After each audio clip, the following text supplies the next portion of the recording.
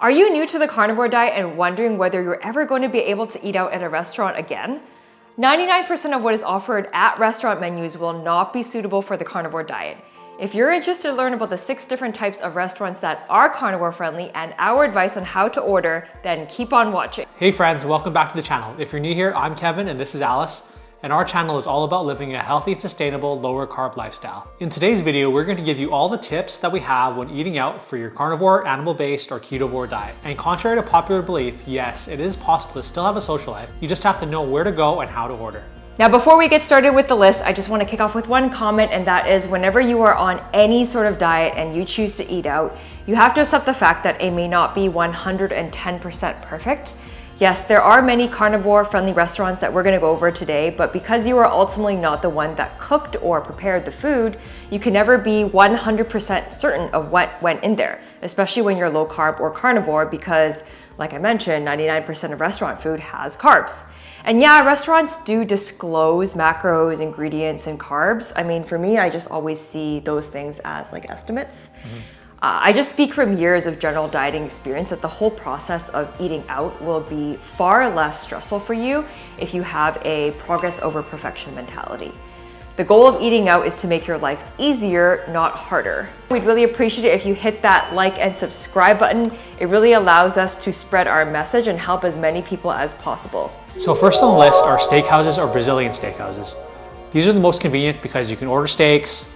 We prefer ribeyes with no sides and no additional sauces. Prime rib is another option, but it's usually served with gravy, so make sure to double check with your server that there's no carbs in it. Another option is you can add things like grilled shrimp or grilled lobster to your steak as a side for some additional protein. Usually steakhouses have seafood or protein-based appetizers like shrimp cocktails, but watch out for the cocktail sauce because it usually has sugar. If you go to a higher end steakhouse, you can get things like a seafood tower. In these towers, there's usually things like lightly cooked seafood with oysters and mussels that are perfect on a carnivore diet.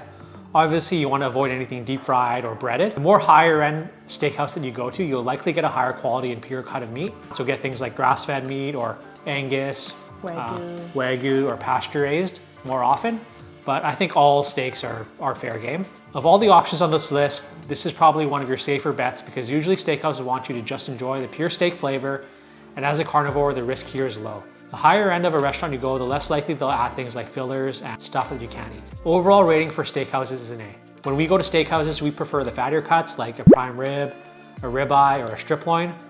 But there are a lot of options. You can go get a filet, or tenderloin or sirloin. So I think they're all good. If you need to increase the fat, you can just add some butter or something on the side. Yeah, they usually do also add some sort of side to the steak. You can just ask for no vegetables or no sides, no mashed potatoes. Usually when I go to steakhouses and they have vegetables on the plate, I just kind of push them to the side. Yeah, Kevin doesn't like vegetables anyway, so it's not like he's tempted to eat them. I'll play around with them on the plate, move them around. It looks like I touched them, but usually I'll just kind of leave them and not touch them at all.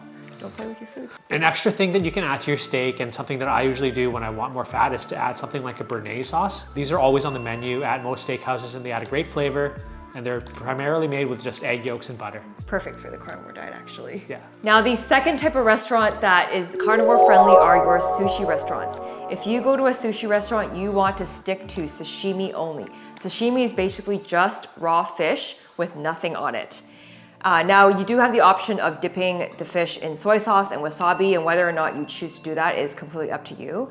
For me, there are certain cuts that I can eat plain, straight up, like salmon. But there are certain cuts that are a little bit fishier where I do need the soy sauce and the wasabi to kind of cut the fishy flavor. So earlier, Kevin was talking about steakhouses and how if you go to a higher end steakhouse, you're more likely to get a more pure cut of beef. It's actually the opposite, I think, at Japanese restaurants. So when you go to sushi restaurants, you want to go to a basic, local, everyday, neighborhood-friendly sushi restaurant that's run by your cute old couple down the street. That's basically just going to serve you a slab of fish that's been cut up. There are a lot of higher-end Japanese restaurants, fusion style, omakase style, if you live in a metropolitan city. And I noticed that at some of the more expensive Japanese restaurants, that's when they start to add little glazes and sauces and probably other things that have sugar that we want to avoid on the carnivore diet. You can still order plain sashimi at higher end Japanese restaurants. You just have to be careful about what it is you're ordering and always check with your server to make sure that there's no sauces or glazes on the inside. So the third option that we have is hot pot. Hot pot is basically a boiling pot of soup that's in the middle of the table. You can use either water or broth. Basically, you order uncooked, raw meat and seafood, and you place it in the boiling water until it's cooked and you eat it directly out of the pot. It's a very social and communal thing you usually do with family and friends. We do it at home sometimes as well, but we normally just use plain water or some chicken broth. When we go to restaurants, we just order just meat and seafood. As long as it's uncooked and it's unmarinated, it's fair game. This makes it a very low risk option. In regards to broth, this is your choice, but a lot of the broths that you get at restaurants will have MSG and sometimes other things depending on what broth you get. You should be able to get away with just asking for chicken broth or hot water, or just ask for the most pure broth they have. Yeah, a lot of restaurants have really really spicy, salty broths that make hot pot, I guess, the experience that it is. Yeah, typically you'll get a puck, kind of like super concentrated broth, and with chilies and probably MSG, and they'll melt it down in the pot in front of you.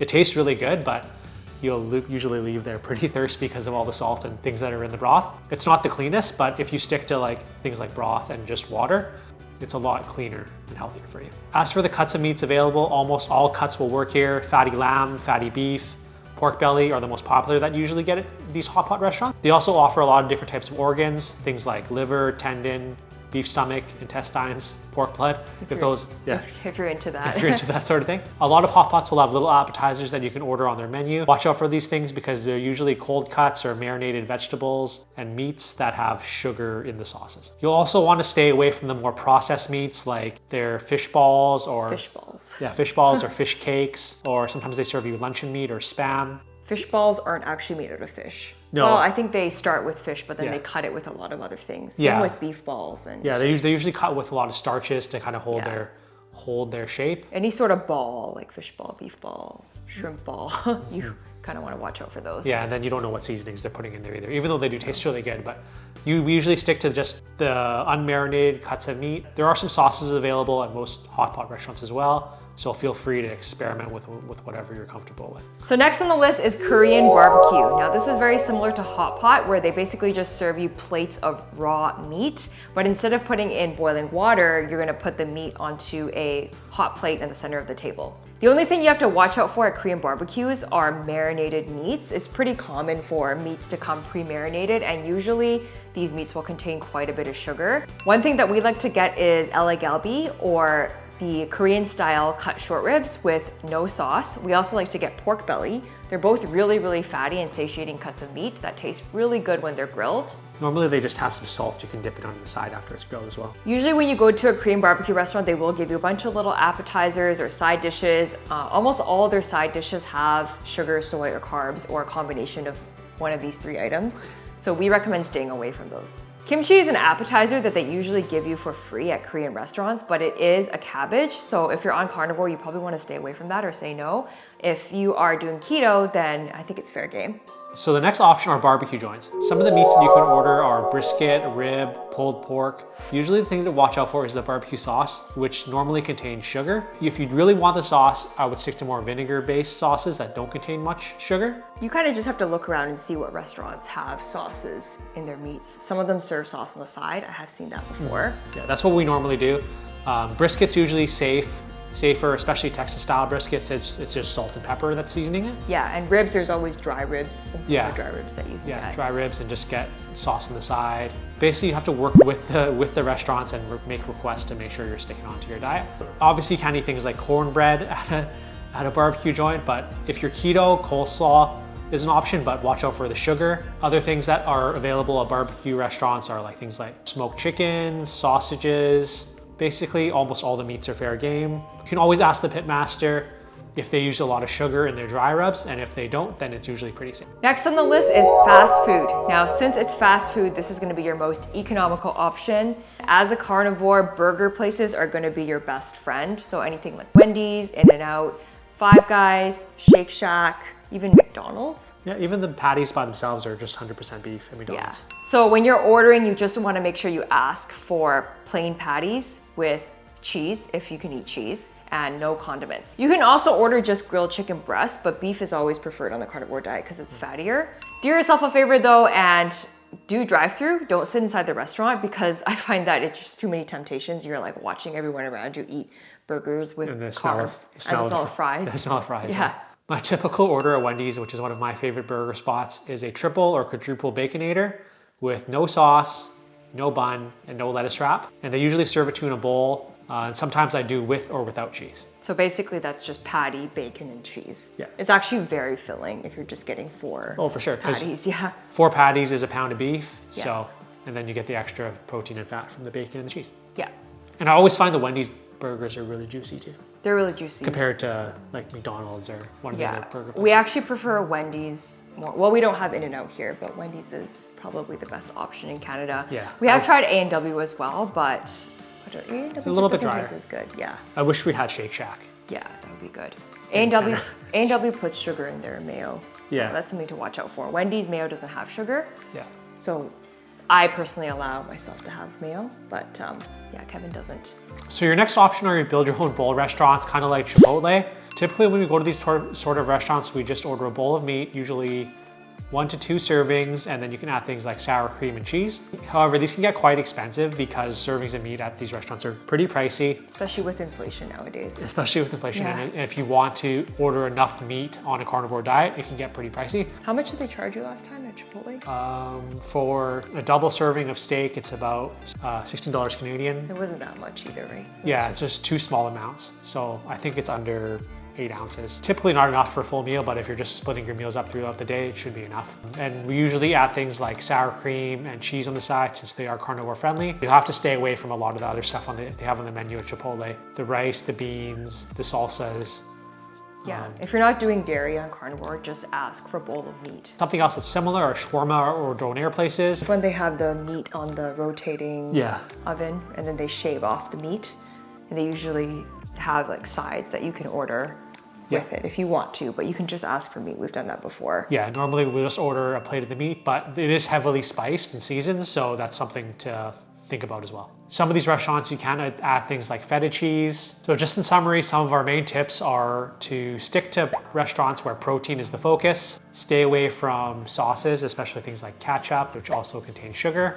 Especially if you're trying to stay in ketosis, because most sauces these days have quite a bit of sugar. Yeah, makes it taste good, but it also makes it addictive and unhealthy. I find that once you've cut off sugar for a while, you're very sensitive to like sugar and sauces. Like now I can, if I taste ketchup that has sugar in it, I'll know right away. Or like some sort of sauce, that mayo that has sugar in it, I'll know right away. I would watch out for things that are deep fried. Typically those are covered in some sort of flour or starch or breading. Typically before ordering wings at a restaurant, I'll normally ask the server if they're covered in any sort of flour or starch, and we only order wings that are unfloured or breaded. Sometimes on social media, we follow diet influencers and everything that they show and everything that they eat seems perfect, but do understand that social media is not reality.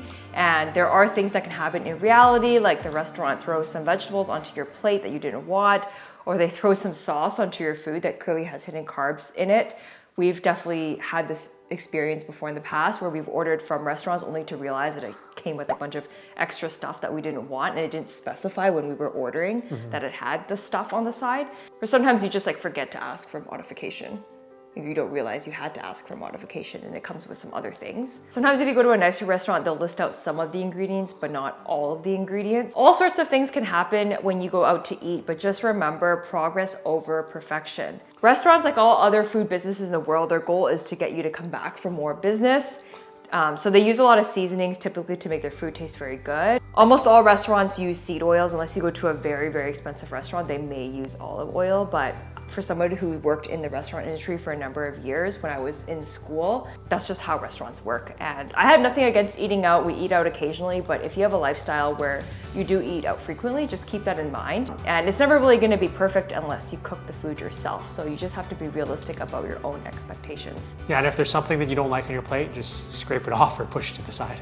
If you liked our video today, please smash that subscribe button, hit the notification bell to be updated on all our future upcoming videos, and leave us a comment down below. What is your favorite restaurant to eat on a carnivore diet and what you like to order? Until next time.